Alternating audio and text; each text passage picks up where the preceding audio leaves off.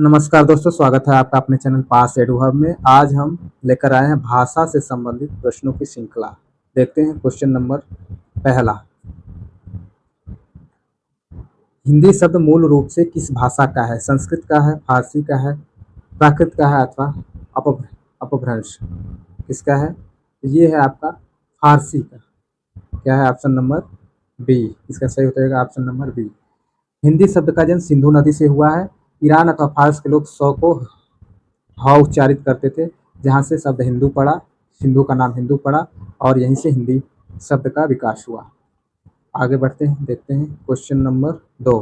प्राचीन काल में ईरान के लोग स्वध्वनि का उच्चारण किस रूप में करते थे? जैसा कि पीछे देखा आपने, सौ को उन लोग ह बोलते थे, वे लोग ह बोलते थे। आगे बढ़ते हैं, देखते हैं क्वेश्चन नंबर 3। मध्य एशिया से भारत आने वाली आर्य जनजाति किस भाषा परिवार से संबंधित थी? मध्य एशिया से भारत आने वाली आर्य जनजाति मुख्य रूप से किस भाषा परिवार से संबंधित थी? इसका सही उत्तर क्या होगा? द्रविड़ भाषा परिवार, भारोपी भाषा परिवार, तिब्बती भाषा परिवार, अथवा आस्ट्रो एशियाटिक भाषा परिवार। तो सही हो जाएगा इसका ऑप्शन नंबर बी, भारोपी भाषा परिवार। भारत में मुख्य रूप से 6 भाषा परिवार माने जाते हैं। क्या क्या? पहला है इंडो आर्यन, इंडो आर्यन या भारोपी, इसी को भारोपी बोलते हैं। भारोपी का मतलब होता है भारत प्लस यूरोप। दूसरा है द्रविड़ भाषा परिवार, नंबर 2 पे द्रविड़ भाषा परिवार। तीसरा है ऑस्ट्रो एशियाटिक भाषा परिवार। चौथा है सीनो तिब्बत अथवा चीनी तिब्बत, इसको सीनो तिब्बती भी बोलते हैं। और पांचवा है ताई कड़ाई भाषा परिवार, ताई कड़ाई भाषा परिवार, जो कि मध्य भारत के आदिवासी समूह द्वारा बोली जाती थी। ग्रेट और छठवां क्या है? ग्रेट अंडमानी भाषा परिवार, ग्रेट अंडमानी, जो कि अंडमान में बोली जाती है, अंडमानी भाषा परिवार। आगे बढ़ते हैं, देखते हैं question number 4। Doctor Bholanath Tiwari के अनुसार अनुसार अपभ्रंश अपभ्रंश के कुल कितने भेद माने गए हैं? 5, 6, 7 अथवा 8? तो इसका सही उत्तर हो जाएगा ऑप्शन नंबर सी, 7 भेद माने जाते हैं।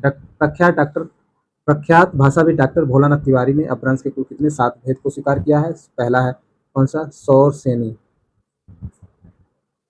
सौर सेनी। दूसरा है मागधी, मागधी। तीसरा है अर्धमागधी।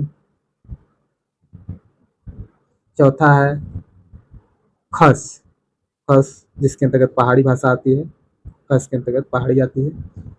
पांचवा है ब्राचर, क्या है? ब्राचर। छठवां है महाराष्ट्री, महाराष्ट्री। सातवां क्या है? सातवां है पैसाची, पैसाची। आगे बढ़ते हुए देखते हैं क्वेश्चन नंबर 5। प्राचीन भारतीय आर्य भाषा का कालक्रम निम्न में से कौन सा माना जाता है? 1500 से 500 ईस्वी पूर्व, 500 से 1 ईस्वी पूर्व अथवा 1000 ईस्वी पूर्व से अब तक, या 500 ईस्वी पूर्व से 1000 ईस्वी पूर्व? तो इसका सही उत्तर हो जाएगा आपका ऑप्शन नंबर ए, 1500 ईस्वी पूर्व से 500 ईस्वी पूर्व तक। प्राचीन आर्य भाषा को 3 कालों में बांटा गया है। पहला काल है प्राचीन भारतीय भाषा का काल, प्राचीन भारतीय आर्य भाषा का काल, जिसमें वैदिक संस्कृत और लौकिक संस्कृत आती है, वैदिक और लौकिक। दूसरा है 500 से एक पहले ईस्वी पूर्व तक, इसमें क्या है? इसमें मध्यकालीन आर्य भाषा आती है, मध्यकालीन, जैसे कि पाली।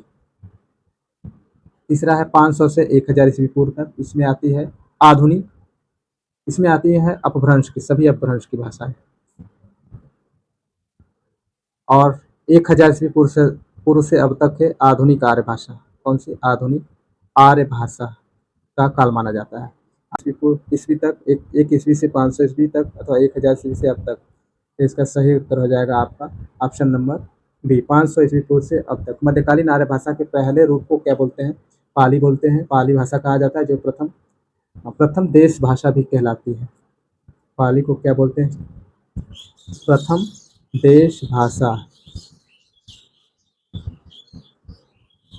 प्रथम देश भाषा बोलते हैं। इसका समय 500 ईस्वी पूर्व से लेकर पहले ईस्वी तक था। आगे बढ़ते हैं, देखते हैं क्वेश्चन नंबर 7। महात्मा बुद्ध के सारे उपदेश मूल रूप से किस भाषा में संकलित हैं? तो महात्मा बुद्ध के सारे उपदेश किसमें हैं? तो त्रिपिटक में, त्रिपिटक में।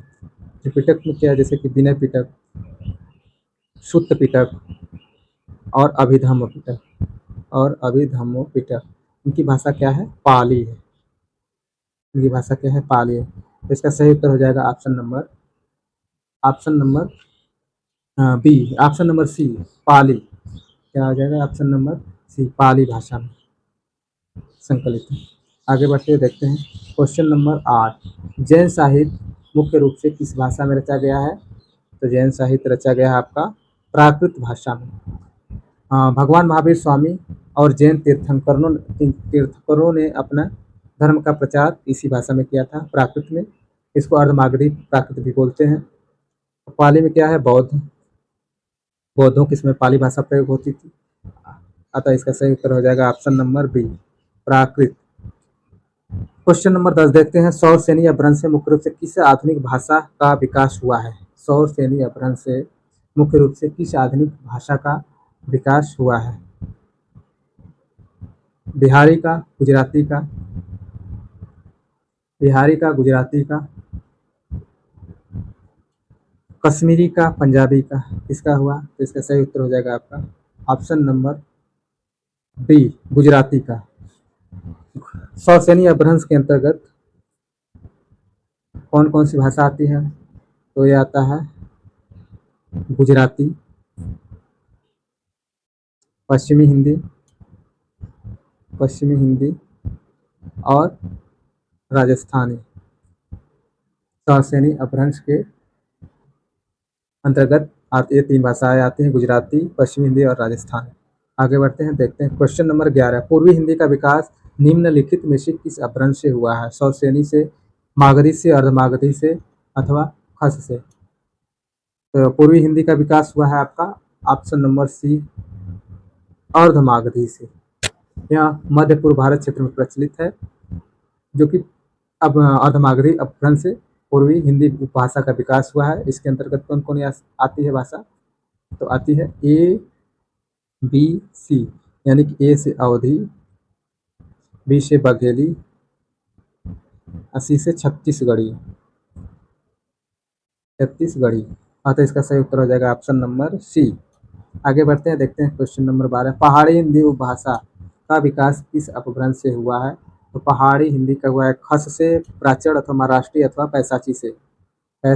तो इसका सही उत्तर हो जाएगा ऑप्शन नंबर ए, खस अपभ्रंश से। खस जो है हिमालय क्षेत्र में बोली जाने वाली पहाड़ी हिंदी, जैसे कि कुमायूनी,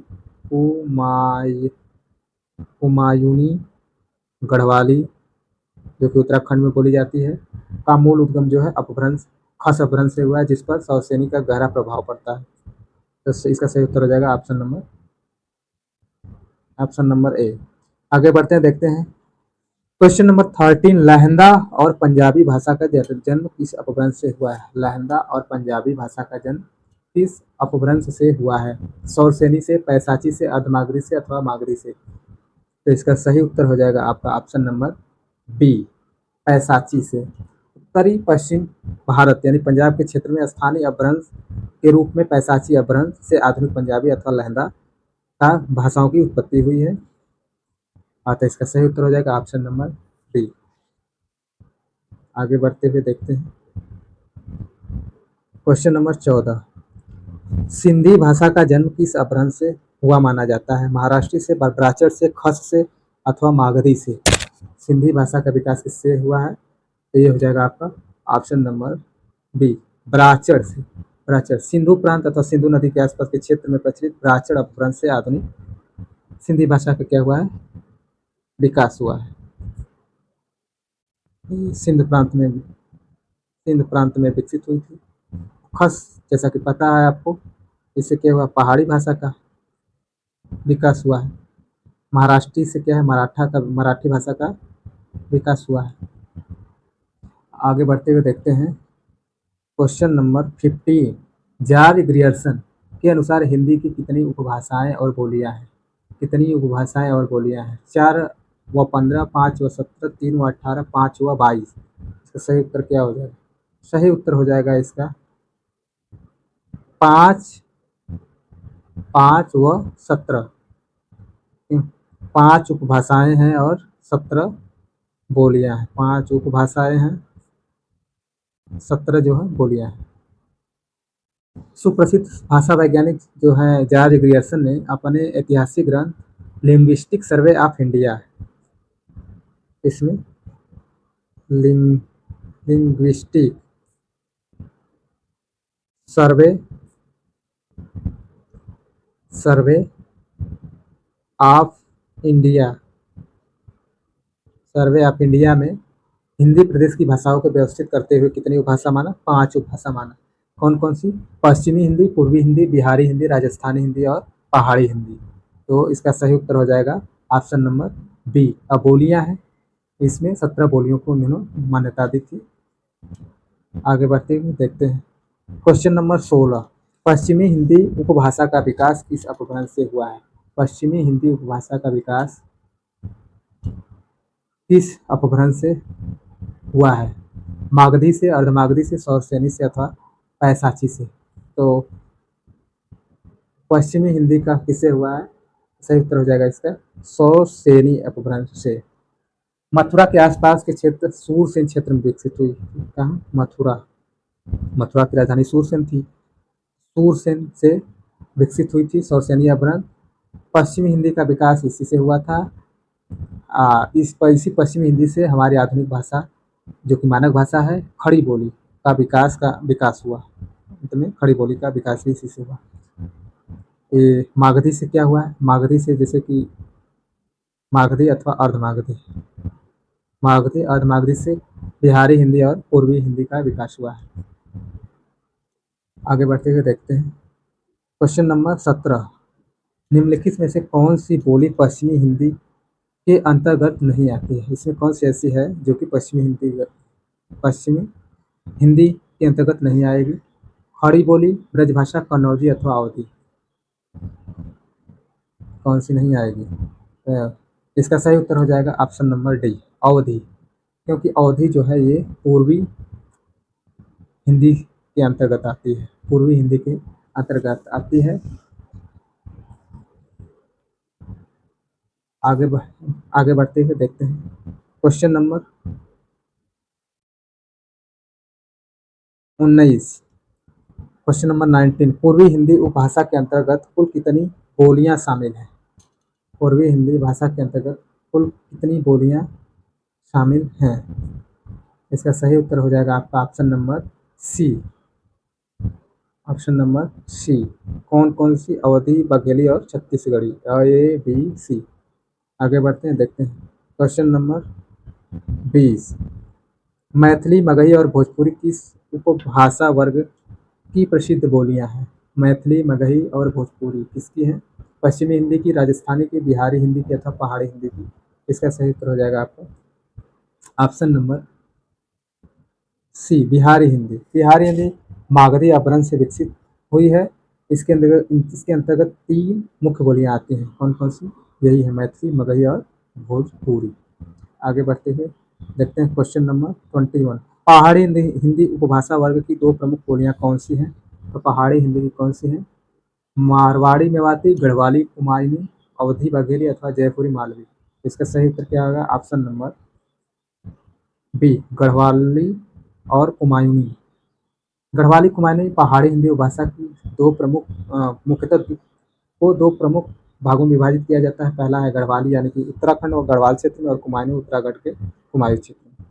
आगे बढ़ते हुए देखते हैं ऑप्शन क्वेश्चन नंबर 22। भारोपी भाषा परिवार भारत में कुल कितने प्रतिशत लोगों द्वारा बोली जाती है? 73.5%, 19.64%, 5.20% अथवा 2.50%। तो इसमें ऑप्शन गलत हो गया है। इसका होगा 73 की जगह 78.05%। सही उत्तर हो जाएगा ऑप्शन नंबर ए, जो कि 73 की जगह 78 होगा। आगे बढ़ते हुए देखते हैं question number 24।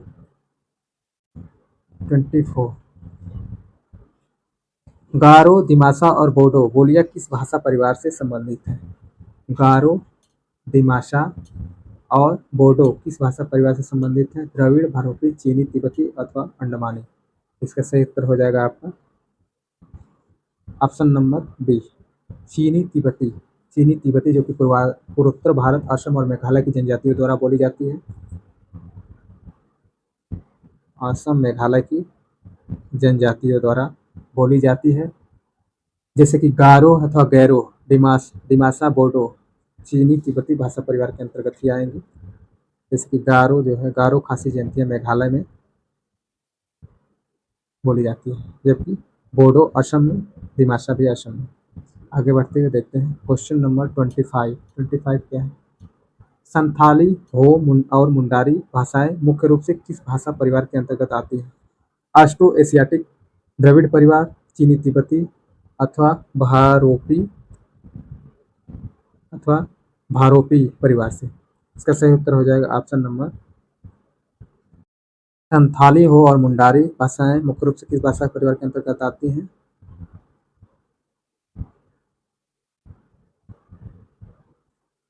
Austro Asiatic, Dravid परिवार, चीनी तिब्बती अथवा भारोपी। तो इसका सही उत्तर हो जाएगा ऑस्ट्रो एशियाटिक। क्या हो जाएगा इसका सही उत्तर? हो जाएगा ऑस्ट्रो एशियाटिक भाषा परिवार, ऑस्ट्रो एशियाटिक भाषा परिवार। आगे बढ़ते हुए देखते हैं क्वेश्चन नंबर 26। 26 26 में क्या है? वर्तमान आंकड़ों के अनुसार विश्व में सबसे अधिक बोली जाने वाली भाषा कौन सी है? हिंदी, मंदारिन, स्पेनिश अथवा अंग्रेजी। इसका सही उत्तर हो जाएगा ऑप्शन नंबर डी, अंग्रेजी। अगर मातृभाषा के अनुसार देखा जाए तो हो जाएगा चीनी यानी मंदारिन। मातृभाषा के अनुसार देखा जाए तो मंदारिन हो जाएगा, वैसे पहले पे अंग्रेजी हो जाएगा, दूसरे पे स्पेनिश और तीसरे पे हिंदी हो जाएगा, थर्ड पे। आगे बढ़ते हुए देखते हैं क्वेश्चन नंबर 27। क्वेश्चन नंबर 27, विश्व स्तर पर हिंदी का स्थान कौन सा है? तीसरा, पहला, दूसरा, तीसरा अथवा चौथा। तो सही उत्तर हो जाएगा इसका ऑप्शन नंबर सी, तीसरा। संपूर्ण विश्व की कुल वक्ताओं यानी स्पीकर की संख्या जो है की दृष्टिकोण से हिंदी जो है वैश्विक स्तर पर तीसरे स्थान पे बोली जाती है, तीसरे स्थान पे बोली जाती है।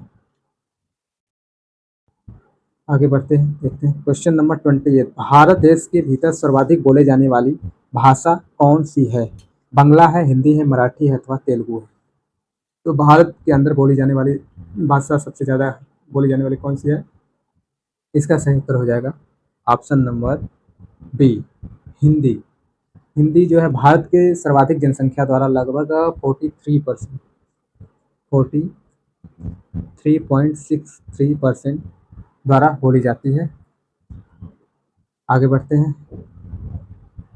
और दूसरे नंबर पे क्या है? बांग्ला है, दूसरे पे। आगे बढ़ते हुए देखते हैं क्वेश्चन नंबर 29, भारत में हिंदी भाषा के बाद दूसरी सबसे बड़ी बोली जाने वाली भाषा कौन सी है? जैसे कि मैंने अभी पीछे बताया, ऑप्शन नंबर सी, बांग्ला। आगे बढ़ते हैं, देखते हैं क्वेश्चन नंबर 30, आधुनिक हिंदी की खड़ी बोली का मुख्य केंद्र या विकास क्षेत्र कहाँ रहा है? कहाँ रहा है? आधुनिक हिंदी की खड़ी बोली का मुख्य केंद्र या विकास क्षेत्र कहाँ रहा है? मेरठ के आसपास का क्षेत्र, दिल्ली अथवा पटना और गया का क्षेत्र, बनारस जौनपुर का क्षेत्र, जयपुर और जोधपुर का क्षेत्र। तो इसका सही उत्तर हो जाएगा आपका ऑप्शन नंबर ए, मेरठ और आसपास का क्षेत्र, आसपास का दिल्ली क्षेत्र। क्या दिल्ली मेरठ क्षेत्र क्या? हिंदी की खड़ी बोली कौरवी का मुख्य केंद्र और उद्गम क्षेत्र पश्चिमी उत्तर प्रदेश का मेरठ, दिल्ली, गाजियाबाद, बागपत, बिजनौर और सहारनपुर के आसपास का भूभाग माना जाता है। यहीं की भाषा परमार्जित होकर आधुनिक मानक हिंदी बनी। क्या बनी? आधुनिक आधुनिक मानक हिंदी बनी, जहाँ से खड़ी बोली का विकास हुआ। तो आगे बढ़ते हैं, देखते हैं कुछ